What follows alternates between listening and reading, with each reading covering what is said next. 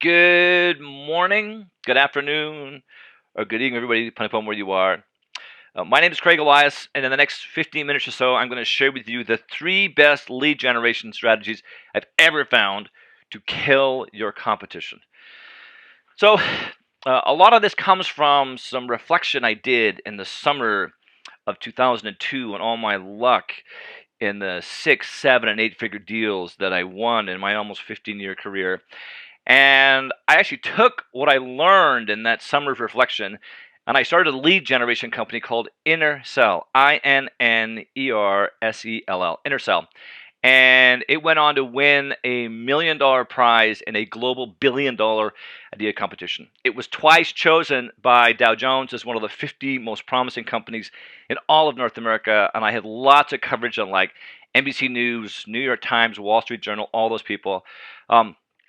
I'm a big believer in being able to use social media for lead generation. I am user number 3,956 over 400 million LinkedIn users, and I am on Twitter as Craig Elias. And if I say something savvy, please share that so other people can benefit. I am number 15 on the Forbes list of the 30 most social salespeople on the planet, and I am a national growth advisor for the Goldman Sachs 10,000 Small Businesses program. I'm lucky enough that I wrote a book, and had some pretty cool people say some nice things about the book. If you would like a free copy of my book and my native PowerPoint slides from today, all you have to do is go to Shift Selling, SHIFT, shiftselling.com/lead gen. So before we talk about lead gen that kills the competition, I think it's really important to figure out, or at least have a common understanding of what are the best leads. And what I learned in my summer of reflection is that it doesn't matter who you're selling to or what you're selling. People you're selling to are always in one of 3 different buying modes. The first one's called status quo. These are the people that are happy with what they have and they see no reason to change. Odds that these people become your customer in the next little while is pretty close to 0.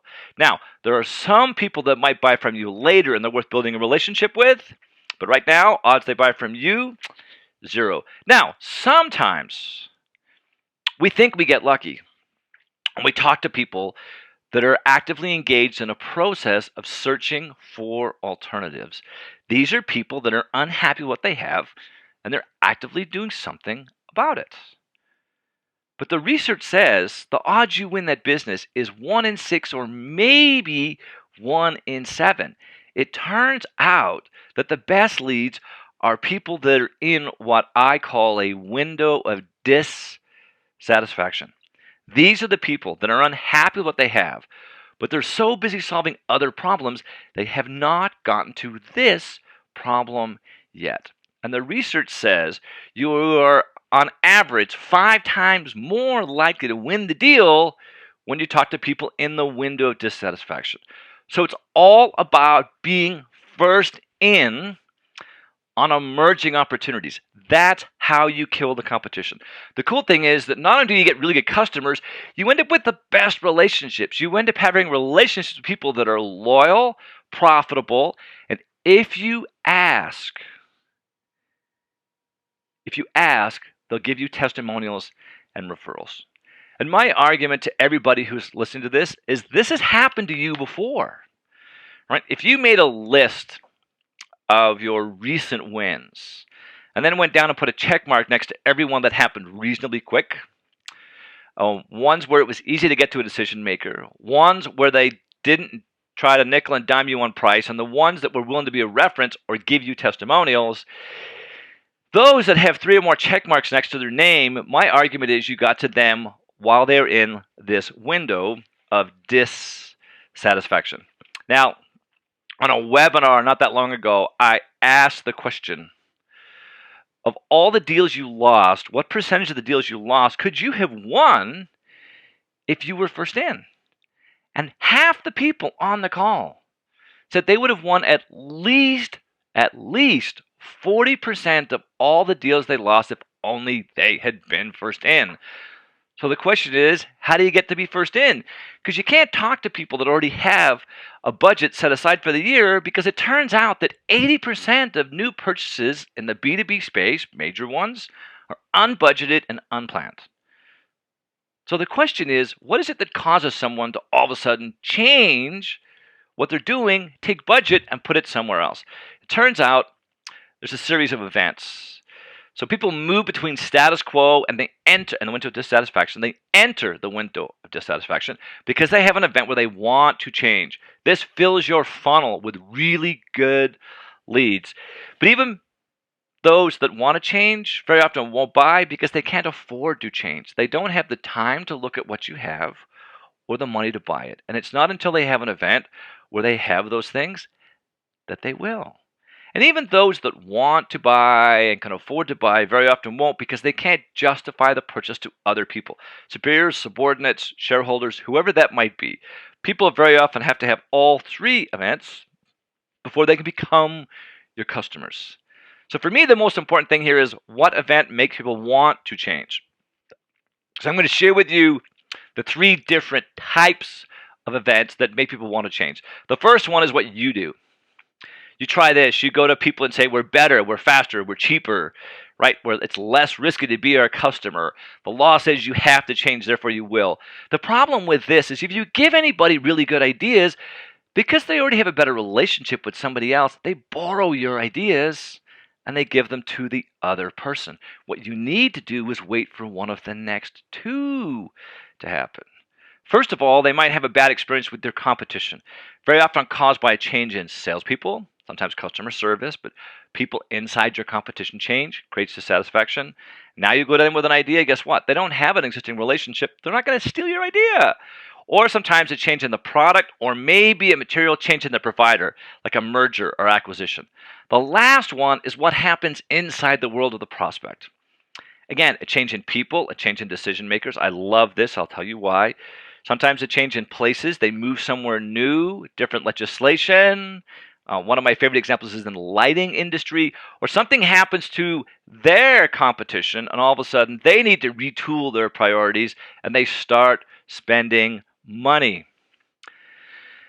What you have to do, though, is you have to be proactive, not reactive. So Andrew Gaffney did some research, and he asked decision makers, the last major purchase that you made, how often, or did the decision makers or did the vendor reach out to you? And the research basically says that only 3% of the time is a vendor reaching out to a decision maker to initiate the process. We're sitting back and we're waiting. So let's be more proactive, not reactive. So let's talk about the three best lead generation strategies that I've had. First one, call a VP or hire. Not that long ago, I was on a webinar and I asked the question, how often do you call a VP or hire? It turns out 80% of the people are too shy. They're going to hide behind email. They're not going to call the person who can actually get things done. And you want to talk to VPs or hire because they have three things. They have money, which means very often if they want to change, they don't have to have the afford event. They have the money. They also have authority, so they don't need to justify it. And the cool thing is they have lots of influence, either inside the organization or maybe their testimonials or referrals. Now, decision makers. It's not just every decision maker, but it's those that are new in their job. People that are new in their job, 80% of those that are going to spend $1 million or more in the first 90 days in their job, for $1 million or more in their first year in their job, will spend that $1 million in the first 90 days. So when you talk to these people, it's really important that when you call them, you don't tell them what you have by using nouns. You need to use verbs. Describe the outcome of being your customer. What you want to do is you want to describe the value of being your customer in such a way that when you finish, they ask you a question. How? How do you do that? And this is the point where you actually don't tell them. What you do is you ask for a call or a meeting, and you ask who else should be on that call or be in that meeting. Because it turns out that your odds of winning the business go up by a factor of 3 just because you get a second person on there. Now, just because you are aware of one decision maker that changes jobs doesn't mean there's just one opportunity. Turns out there's actually four. So you got a decision maker. Let's say they were a customer or prospect in the past, right? Their email just bounces. Where did they go? Follow up with them. How likely to change? Number two, who did they replace? That person's new in their job. They now have more money, more authority, more influence than they had in the last place. Number three, who replaced them? And when you go to talk to the person who replaces them, the very first question you should ask is, where did you come from? Now, if you start with a list of just 100 people and you start this process, you would, by month number 12, be generating almost 40 leads a month from a list of 100 people, because 3% of the people change jobs every single month. And if you add these up, you end up generating almost 300 leads in the first year and 1,000 by the time you get to year two from a list of just 100.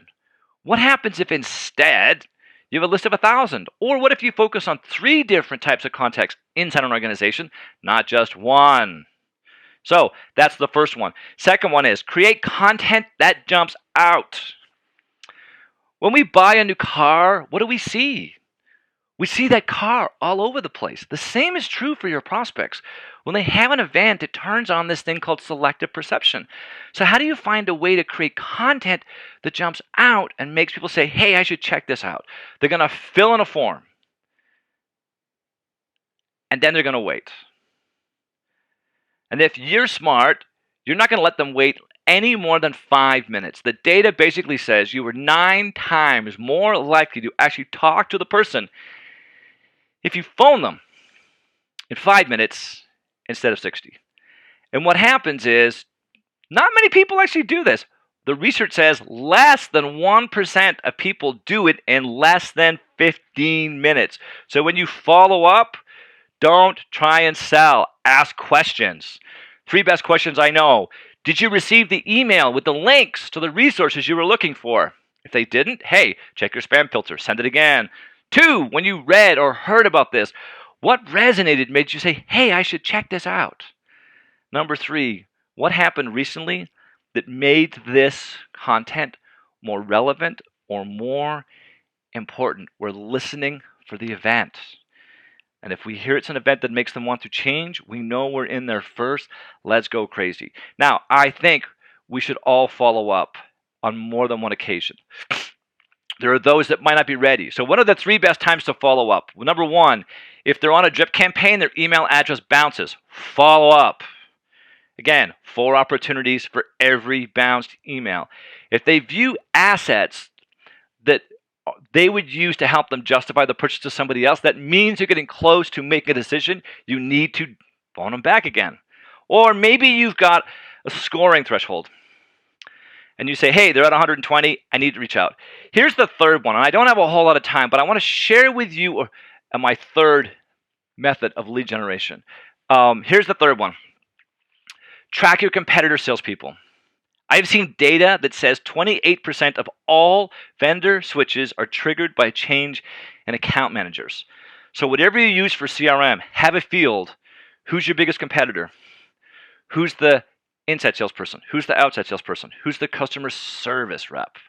Knowing that when those relationships change, the new person doesn't understand their expectations of their customer, they're more likely to disappoint them. Because there's no relationship, they are more likely to complain. So track your competitors' salespeople. Again, my name is Craig Elias. If you want my slides and my book, just go to shiftselling.com/lead gen. I hope you have an awesome week.